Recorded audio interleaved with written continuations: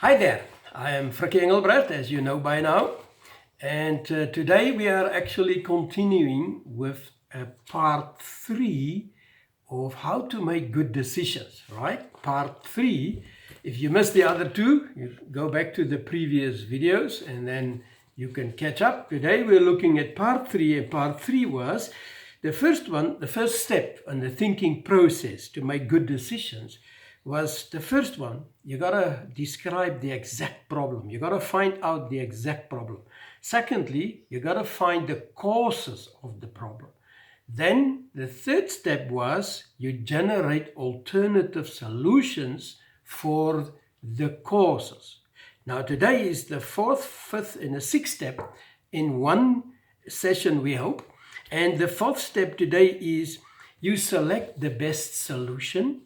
After that, you implement the solution. And the sixth step, the last step, is you evaluate the results of your decision making. That's how we learn from experience, what worked, what didn't work last time we did this. We're not going to go that way again. This time we're going to think differently. All right. So let's go to how to make the best choice, how to select the best solution. Now, there are two things to remember in this step. The first one is you have to set a set of criteria. You have to establish a set of criteria that you will use to make a decision, to make the best, to select the best option. Once you have this set of criteria, then you simply start your solutions against this set. You evaluate the solutions A, B, and C maybe, and you put them against this 1 to 10 or 12 or 15 criteria, and you check which one of the solutions come out as the best solution. Organizations for complex problems is typically using a grid, having a grid of your criteria, and then in solutions there against this criteria, and then they actually write down and rate and give marks for how a solution rate in terms of these set of criteria, so that in the end their complex decision making is captured by a grid, and this visual presentation is helping them to make the better choice, to select the better option. Okay, now let's look at the first criteria, right? Now remember, we are humans, we live in time and place. We know how it is when we go to work. There is materials, staff, costs, equipment. You see, all these typical things related to time and space, and daily living and operations. That's the kind of criteria that must also be included, especially if it's an organizational decision making. Then there is criteria of staff, materials, technology, machinery, time involved, and all of that has a cost implication. So can you see, those things are typical normal things that we can consider in our personal lives too. Of course, maybe we need material, we need space, we need people to help us, we need technology. So that is the typical things that you can just remember. We should always list those two in for our personal problem solving as well. All right, but the first one that we often forget to ask is this: does it suit my purpose? Okay, this thing that I want to solve, that's my purpose. Now this criteria that I have to apply, I have to ask, if I select this criteria or if I select this solution, will it serve my purpose to solve this problem? All right, will it solve this problem? That's my purpose. So you got to make sure. If you buy a car, for instance, you can say, oh, I love that, I want that, but what I need is this type of car, because I am doing this with my car, must be able to fulfill these kind of functions for me. That's why I must buy the car. I would have liked the Maserati or the Mercedes or the BMW, but this car is affordable and it suits my purposes. You see how important it is. Purposes versus wants, and needs is related to purposes. Okay, so second option, and say, is it legally, is this solution, is it legally sound?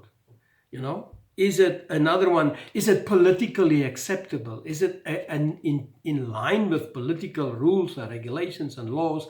Because we can come up with solutions how to solve your hunger and your poverty by stealing someone else's stuff, but it's not legally acceptable. So you can't do just what you want. You got to follow the rules. So your options, your solutions must also stay within the limits of the law and within the limits of the rules of organizations.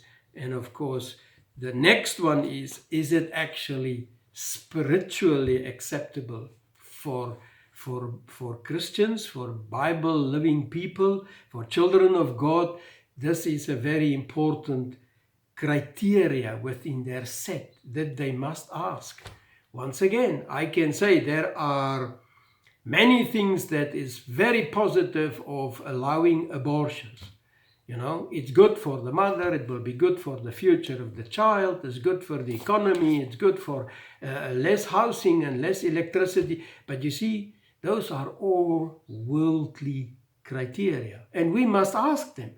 But if you come to the point that the worldly criteria say, yes, this is a good solution, and you ask a spiritual criteria and say, but will this solution be fair? Will it be acceptable?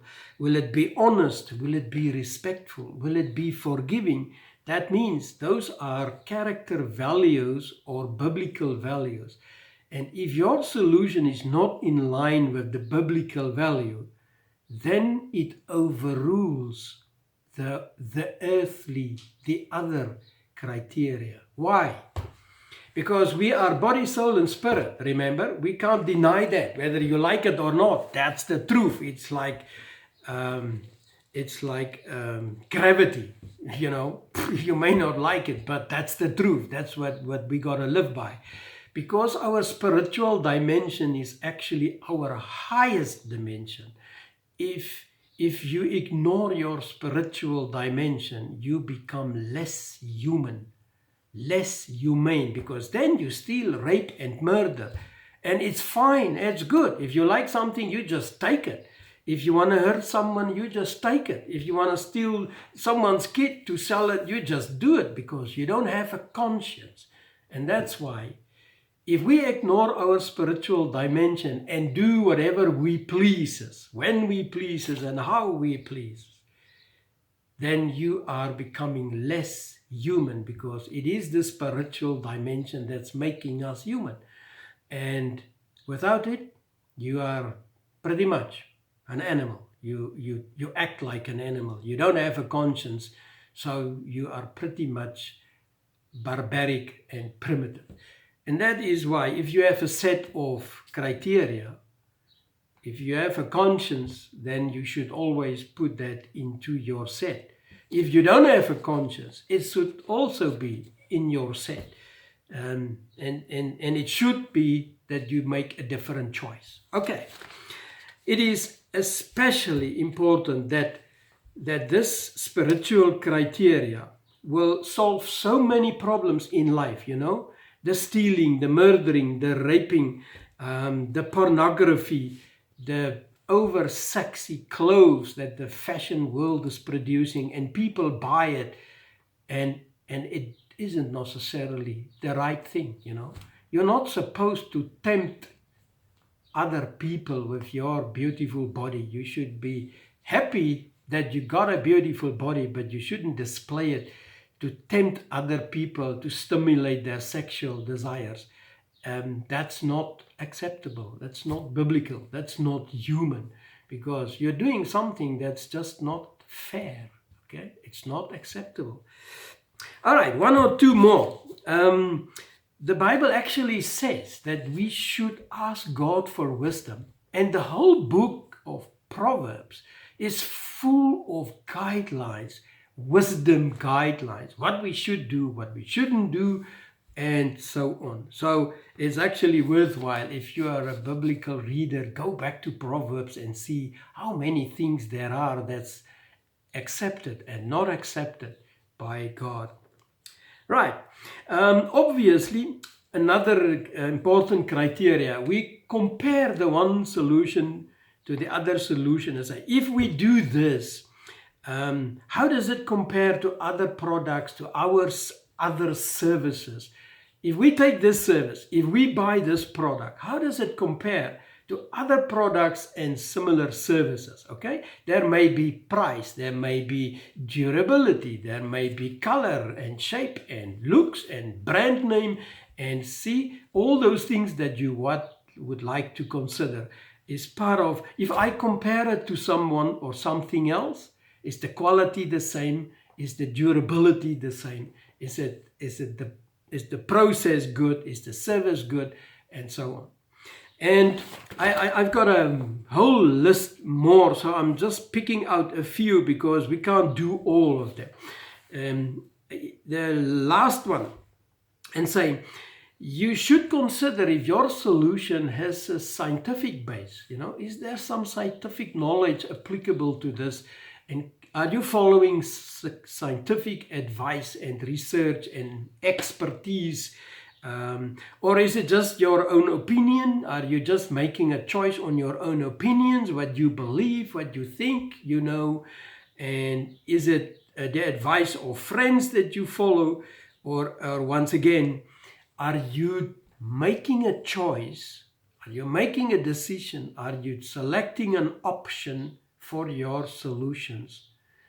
And that option is more based on a motive that's part of our sinful nature. And that motives are typically like this, the corrupt motives. You want to be famous. You want to be famous. You want to have power. Huh? Think about our politicians and our government systems across the world. There just ain't a fair politician anymore, it seems, isn't it? There are all corrupt governments and leaders and people who want to be famous, who do anything, right or wrong, because that one will make them famous, so we do it. It's not a problem if we harm someone else. That's making us famous, so we do that. People choose options that will make them rich, that will give them money, it will give them the win, or it will produce pleasure for them. If those motives are becoming your main criteria to make a choice, then you must expect to run into trouble in a lot of ways: emotional, financial, physical, with the law, spiritually, and so on and so on. Okay, are you happy? The criteria for choosing the best solution can be a lot of normal stuff, size, brand name, color, and so on and so on. But in the end, you gotta serve a purpose. You solve the problems, and you gotta stay away from evil motives, and go to the spiritual motive criteria and say, is this in line with a spiritual dimension, and for Christians in particular with the Bible? If it is, then you are making the right choice. All right, one thing more. I'm actually way over time. If you implement the solution, you got to plan and organize the implementation to make sure you do it right. And lastly, if you want to check if the implementation, if the result was good, then you must evaluate both the implementation process as well as the decision, the option that you selected. Make sure that when you evaluate what was right or wrong, that you don't blame the implementation while it was actually the wrong option, or that you blame the option while it was actually the right option, but it was your implementation of the plan. That was good. I'm sorry, our time is way over budget, and next time I'm going to talk about another way of making decisions, and that is, how do you select a marriage partner or a life partner?